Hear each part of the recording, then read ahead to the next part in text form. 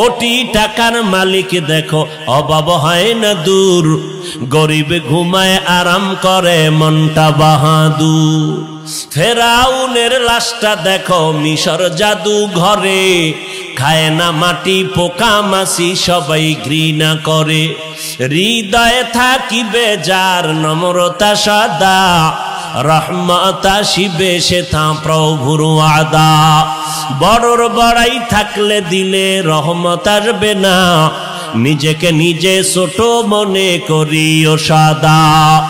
উঁচু জমিন থেকে পানি নিচু জমিনে যায়, তেমনি খোদার রহমত আসে নম্রতার হৃদয়।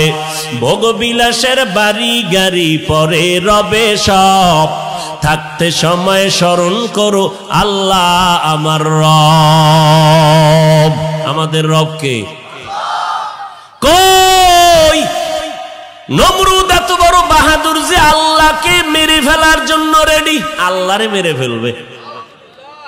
কিতনা বড় দাজ্জাল। ওদিকে ফকিন্নির ফোলা ফেরাউন, মানুষের জমিনে শশা মাথায় কইরা টুকরিতে নিয়ে মিশরে বিক্রি করে, কিছুদিন পর টাকার মালিক। ফকিন্নির ফোলা ফেরাউন না, শশা বিক্রি করছে, এরপর টাকার মালিক। এক পর্যায়ে চেয়ারে বইয়া কয়, আমি শুধু খোদা না, আনা রব্বুকুমুল আলা, আমি সব থেকে বড় খোদা। সেই ফেরাউনের পরিণাম লোহিত সাগরে আল্লাহ ধ্বংস করে দিলেন। নমরুদ আমার আল্লাহকে মেরে ফেলবে, একটা অসুস্থ মশা দিয়া নমরুদের আল্লাহ পাকিতি টেনে দিলেন। ওই আল্লাহ আসেনি? মশা আসেনি? সিদ্ধিরগঞ্জ মশা নাই? এসি মশারি টানাইছো রে মানুষ, কি মশারি? এসি মশারি টানাইয়া ঘুমাইছো, ছিদ্র দিয়া মশা ঢুকতে পারে না, কিন্তু বাতি নিবায় যখন নাকে টান দিছে মশার গান শুরু হয়ে গেছে। কানের সামনে ঘুরে আর গান গায়, নাকের সামনে ঘুরে, মেজাজ গরম হয়ে গেল। দামি টাকা দিয়া এসি মশারি লাগাইলাম, মশা ঢুকলো কেমনে? বাতি জ্বালাও। বাতি জ্বালায় দেখে সাইডটা মশা ঘুরে আর গান গায়। আল্লাহ কয় তাকায় দেখ, মশারির ছোট্ট ছিদ্র দিয়া মশা ঢুকলো, অথচ তোর কানের ছিদ্র অনেক বড়। মশা সামনে ঘুরে, একটা মশা কানে দিয়া ঢুকে না, নাকের সামনে ঘুরে ভিতরে ঢুকে না। ভুলে যদি একটা মশা ঢুইকা চান্দির গোড়ায় গিয়া কইতো সরি, আমি ভাবছিলাম তুমি নমরুদ। আলহামদুলিল্লাহিল্লাযী জাআলাশ শামসা ওয়াল কমারা বিহুসবান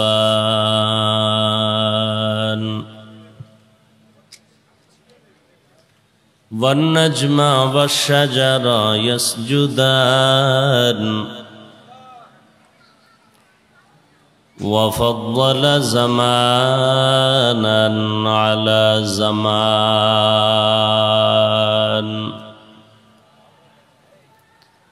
كما فضل مكانا على مكان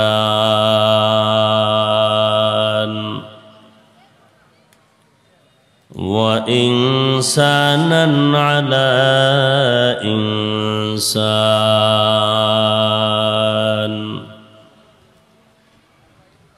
ونشهد أن لا إله إلا الله وحده لا شريك له لا ضد له ولا ند له ولا مثل له ونشهد أن سيدنا وسندنا وحبيبنا وحبيب ربنا وطبيب قلوبنا ومولانا محمدا عبده ورسوله أرسله بالحق بشيرا ونذيرا وداعيا إلى الله بإذنه وسراجا منيرا. اللهم صل على محمد النبي الأمي وعلى آله وسلم تسليما. وبعد فأعوذ بالله من الشيطان الرجيم. بسم الله الرحمن الرحيم. ألف لام ميم. ذلك الكتاب لا ريب فيه هدى للمتقين. وقال النبي صلى الله عليه وآله وسلم: من يرد الله به خيرا يفقهه في الدين، أو كما قال النبي عليه الصلاة والسلام.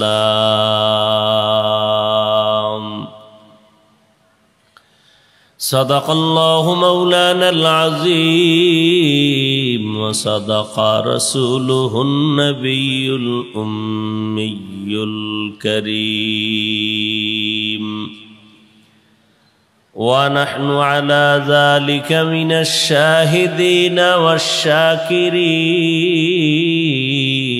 والذاكرين، والحمد لله رب العالمين. سبحانك لا علم لنا إلا ما علمتنا إنك أنت العليم الحكيم. رب اشرح لي صدري ويسر لي أمري واحلل عقدة من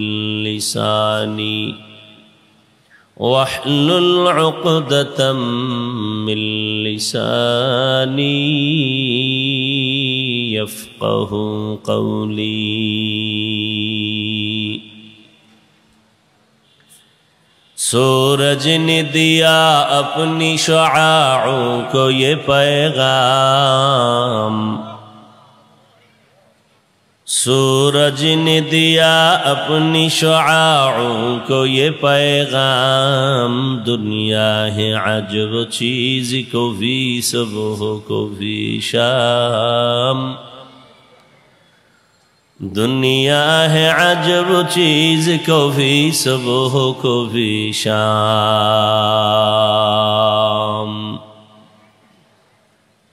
دنیا میں ہو دنیا کا طلبگار نہیں ہو،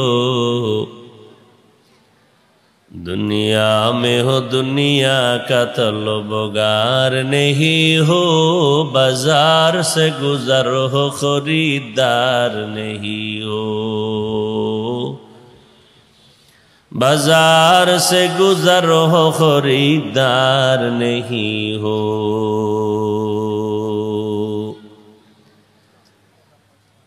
مقبول ہے شاذ ہے قابل تو بہت ہے، مقبول ہے شاذ ہے قابل تو بہت ہے، आईना के मानिंदे तू नहीं दिल तू बहुत है,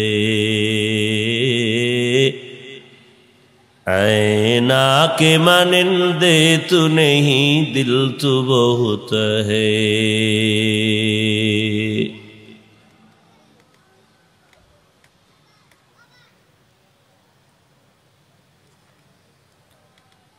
মারকাজুত তাইয়্যিবা লিল বানাত কর্তৃক আয়োজিত ইসলামী মহাসম্মেলন 17 মে 2023 মহতি এ মাহফিলে উপস্থিত মুহতারাম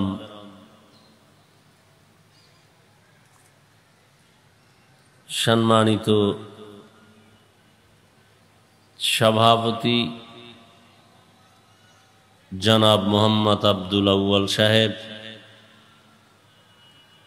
প্রধান অতিথি জনাব হাজী মোহাম্মদ নুরুদ্দিন মিয়া, প্রধান মেহমান হিসেবে উপস্থিত থাকবেন বাংলাদেশের লাখো কোটি মুসলমানের হৃদয়ের স্পন্দন, আধ্যাত্মিকতার রাহবার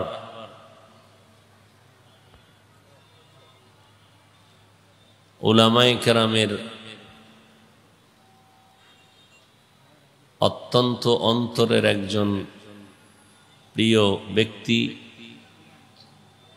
সারা বাংলাদেশে যার বরকতি পদাচারণে দ্বীনের বাতি প্রজ্বলিত হয়ে আছে,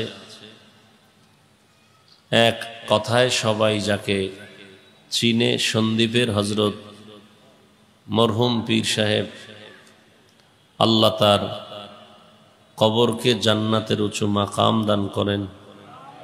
তার সুযোগ্য সাহেবজাদা আজকের প্রধান মেহমান হাফেজ মাওলানা ফয়জুল্লাহ সন্দ্বীপী দামাত বারাকাতুহুম, মাদানীনগর মাদ্রাসার স্বনামধন্য মহাপরিচালক, অন্যান্য হযরত উলামায়ে কেরাম,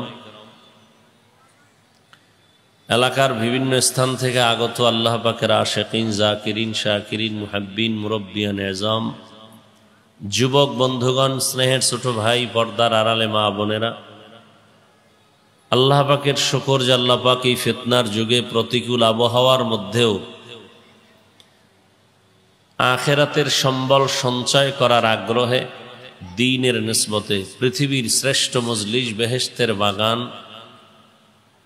হাজারো মানুষের মধ্য থেকে বাছাই করে আমাদেরকে আল্লাহ কবুল করেছেন, আশা বসার তৌফিক দান করেছেন। শুকর আদায়ার্থে পড়ি আলহামদুলিল্লাহ।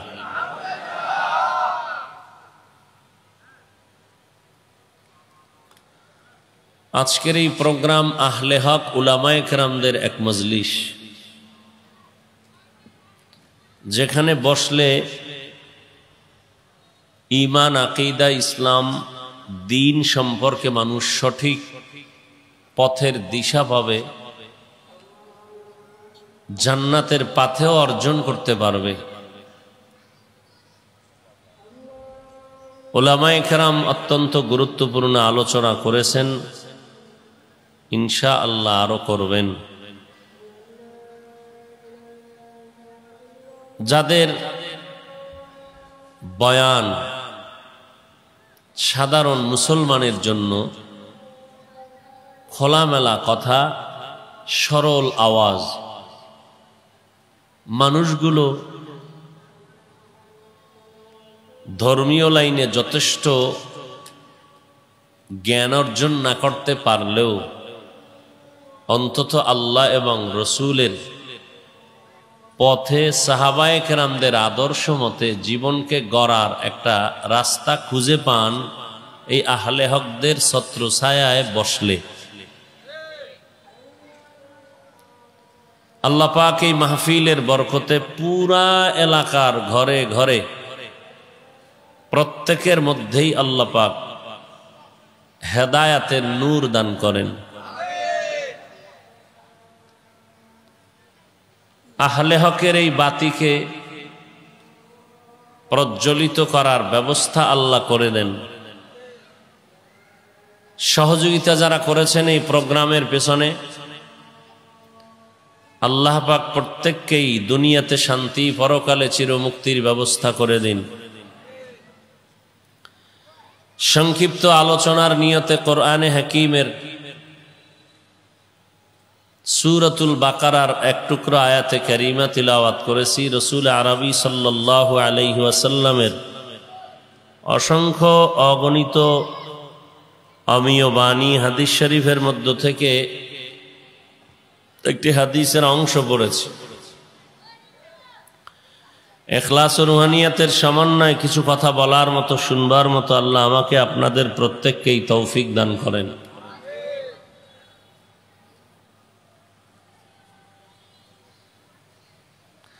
আলিফ লাম মিম,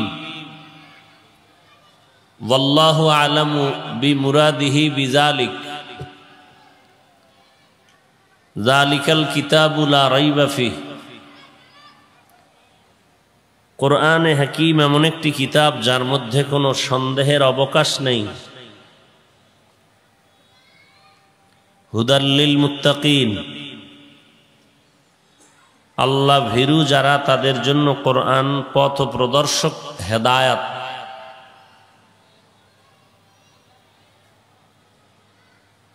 নবীজি বলেন, মান ইউরিদিল্লাহু বিহি খাইরান ইউফাক্কিহু ফিদ্দীন। আল্লাহ পাক যার কল্যাণের ইচ্ছা করেন তাকে তাফাক্কুহ ফিদ্দীনের মাকাম দান করেন।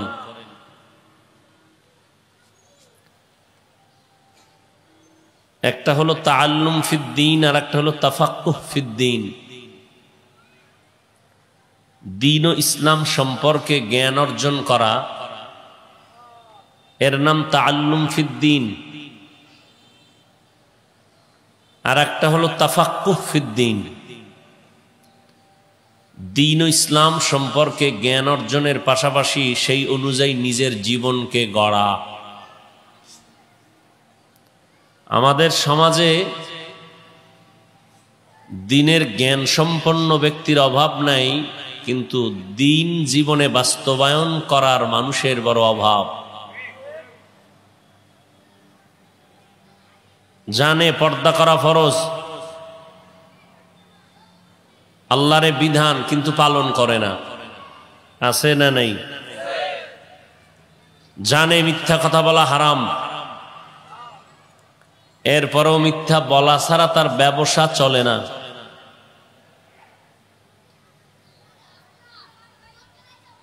তাহলে দ্বীন সম্পর্কে জানা আছে, আমল নাই। তাআল্লুম ফিদ্দীন আছে, তাফাক্কুহ ফিদ্দীন নাই। আল্লাহ যার খায়েরের ইচ্ছা করেন, কল্যাণের ইচ্ছা করেন, তাকে তাফাক্কুহ ফিদ্দীনের মাকাম দান করেন। ধর্ম সম্পর্কে, ইসলাম সম্পর্কে জানা এটা সফলতা নয়। ইসলাম সম্পর্কে জানার ফাঁকে ফাঁকে যে মানতে পারবে তার জন্যই চূড়ান্ত সফলতা।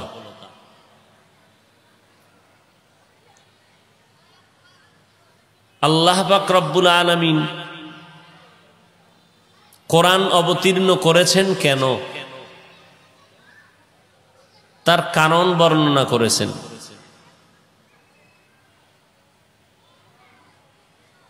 শুরুতে আল্লাহ পাক বলেন আলিফ লাম মিম। সমস্ত মুফাসসিরিনে কেরাম এই অক্ষরগুলোর ব্যাপারে একমত যে এই অক্ষরগুলো কোনো অর্থ নাই। এ বিষয়ে ভেতরগত যত রহস্য আল্লাহ ভালো জানেন। ওয়াল্লাহু আ'লামু বিমুরাদিহি বিযালিক। কেউ কেউ এরকম ব্যাখ্যার ইঙ্গিত করেছেন, আলিফের দ্বারা আল্লাহকে বুঝিয়েছেন, লামের দ্বারা জিব্রাইলকে বুঝিয়েছেন। কিন্তু সর্বসম্মতিক্রমে সমস্ত মুফাসসিরিনে কেরাম একমত, এক তো এই অক্ষরগুলোর অর্থ নাই, দ্বিতীয়ত এই অক্ষরগুলোর রহস্য কি, কেন দিলেন? আল্লাহ এর ভেদ রহস্য ভালো জানেন, মাখলুক জানে না। এমনকি প্রথম অবস্থায় বলতে গেলে আমার রসুলও জানেন না এই অক্ষরগুলোর অর্থ কি।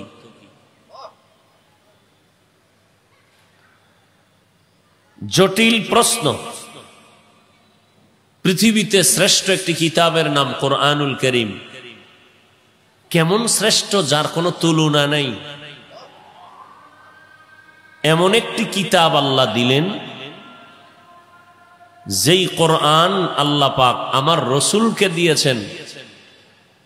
কেমন রসুল, যার কোনো তুলনা নাই। কেমন রসুল আমার, যার 63 বছর জীবনে কোনো মিথ্যার আওয়াজ নাই। কেমন রসুল, দুনিয়ার কোনো মোহ তাকে যেন গ্রাস করার সুযোগ না থাকে, এজন্য রব্বুল আলামিন তাকে 4 বার ওপেন হার্ট সার্জারি করেছেন। কুদরতি অপারেশন যাকে বলে, 4 বার। নবী বলেন, আমার সিনাকে বা বুকটাকে মাঝখান থেকে ফাঁকা করে ভেতর থেকে কলবকে বের করলেন।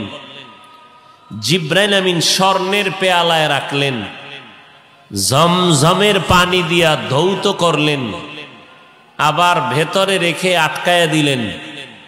রক্ত গেল না, সেলাই লাগলো না, ব্যথা পেলাম না। এভাবে কুদরতের অপারেশন হয়েছে 4 বার। যেটাকে বর্তমান আধুনিক সায়েন্স বলে ওপেন হার্ট সার্জারি। দুনিয়ার চিন্তা চেতনা মোহ রসুলকে গ্রাস করার কোনো সুযোগ নেই। এমন এক শ্রেষ্ঠ নবী, 63 বছর হায়াতের শুরু আর শেষ। একটা মিথ্যা কথা নবী বলেননি, ভুলেও বলেন নাই। অতএব সেই নবীকে নিয়ে যদি কেউ সন্দেহের আঙ্গুল দেখায়, বুঝতে হবে সে সৃষ্টির নিকৃষ্ট বাতিল। শুধু বাতিল না, নিকৃষ্ট বাতিল।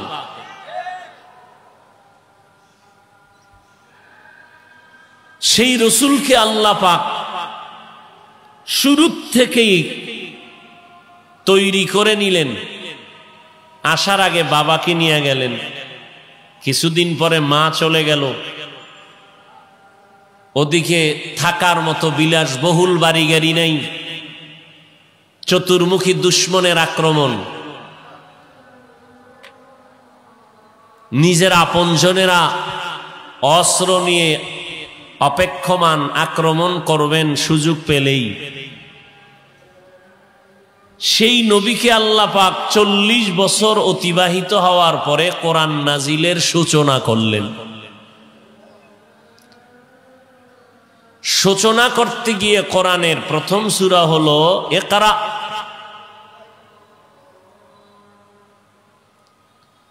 জিব্রাইল আমিন আসলেন, নবীজিকে দাঁড় করায়া হেরা পর্বতের গুহায় নবীর সিনার সাথে জিব্রাইলের সিনা লাগাইয়া মৃদু চাপ দিলেন। নবীজিকে বললেন, হে নবী আপনি পড়ুন। নবী বললেন, মা আনা বিকারিন, আমি পড়তে জানি না। এভাবে একবার না 3 বার চাপ দিলেন। বিস্তারিত আলোচনা আমাদের এখান থেকে শিক্ষণীয় উপদেশ বহু আছে। দীর্ঘ 40 বছর পরে কেন আমার রসুলকে আল্লাহ কোরআন দেওয়ার সূচনা করলেন, আগে দেন নাই কেন? প্রশ্ন থাকে কি থাকে না? নবীকে আল্লাহ কোরআন দিবেন, আলহামদুলিল্লাহ। কোরআন দিতে গিয়ে পাহাড়ের গুহায় ঢুকাইলেন কেন?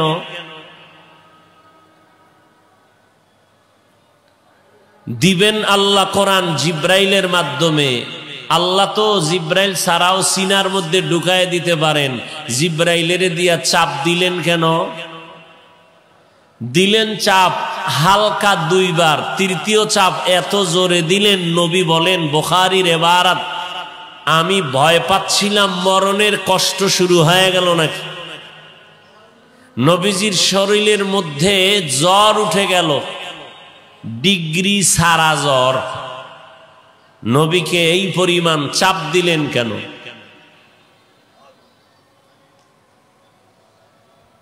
বড় কঠিন বিষয়। শুরুতেই বলেছি একটার নাম তাআল্লুম ফিদ্দীন আর একটার নাম তাফাক্কুহ ফিদ্দীন। তাআল্লুম ফিদ্দীন একজন হিন্দুও হতে পারে, খ্রিস্টান হতে পারে। ধর্ম সম্পর্কে জ্ঞান অর্জন করা হিন্দুও পারে, খ্রিস্টানও পারে। এটা সফলতা নয়, সফলতা তাফাক্কুহ ফিদ্দীন, চূড়ান্ত সফলতা। তাফাক্কুহ ফিদ্দীন যারা অর্জন করবে তাদের জন্যই কোরআন হেদায়াত। তারা কারা? আল্লাহ ভীরু মুত্তাকি, যারা তাকওয়ার মানদণ্ডে জীবনকে পরিচালনা করেন, এরাই তাফাক্কুহ ফিদ্দীনের অন্তর্ভুক্ত। এদের জন্যই কোরআন হেদায়াত।